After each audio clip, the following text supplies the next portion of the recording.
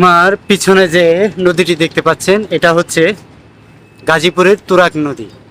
আর এখন আমি সেই তুরাগ নদী চৌরাস্তা কোড্ডায় অবস্থিত। আমি একটি বিশাল পাকুর গাছের নিচে দাঁড়িয়ে আছি। আজকে উদ্দেশ্য হচ্ছে আজকে বিকেলটা একটু ঘুরবো, দেখি আর কোথায় যাওয়া যায়। তো বন্ধুরা, আপনারা আমার সাথেই থাকবেন ইনশাআল্লাহ।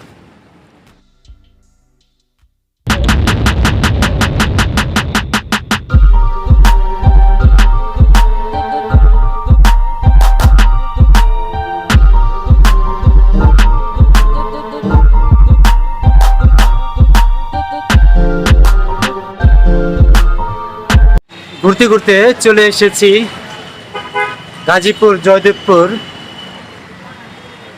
বাউল রাজার। এই জয়দেবপুরে 5 একর জায়গার উপর এই বাউল রাজার ঐতিহাসিক স্থাপনা দাঁড়িয়ে আছে। আজকে যেহেতু ঘুরতে এসেছি, ইনশাআল্লাহ নেক্সট কোনো ভিডিওতে এই বাউল রাজার সম্বন্ধে পুরোপুরি তুলে ধরব। 1978 সালে এই রাজবাড়িটিকে জেলা পরিষদ ভবন হিসেবে ঘোষণা দেওয়া হলেও বর্তমানে বাউল রাজবাড়ি জেলা প্রশাসকের কার্যালয় হিসেবে ব্যবহৃত হচ্ছে। বাউল রাজবাড়ির সাথে জড়িয়ে আছে বাউল সন্ন্যাসী রাজা রমেন্দ্র নারায়ণের কথিত মৃত্যুর 12 বছর পর পূর্ণ আবির্ভাবের ইতিহাস।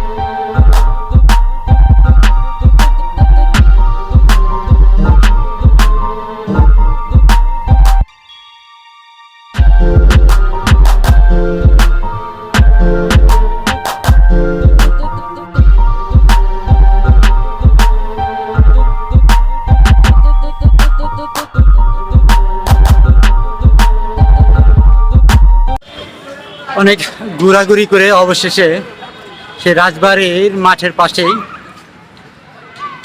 আমি এখন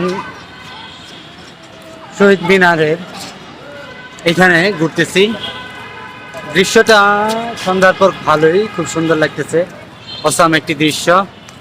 তো আজকে ঘোরাঘুরি মোটামুটি মেবি এখানেই শেষ হবে। তো ভালো লাগতেছে, আজকের বিকেলটা মোটামুটি ভালোই কাটলো। খুব সুন্দর, অনেকে ঘুরতেছে, খুব সুন্দর দেখতে পাচ্ছেন আমার পিছনে শহীদ মিনার। পুরো অংশটা দেখা যাচ্ছে কিনা জানি না, খুব সুন্দর।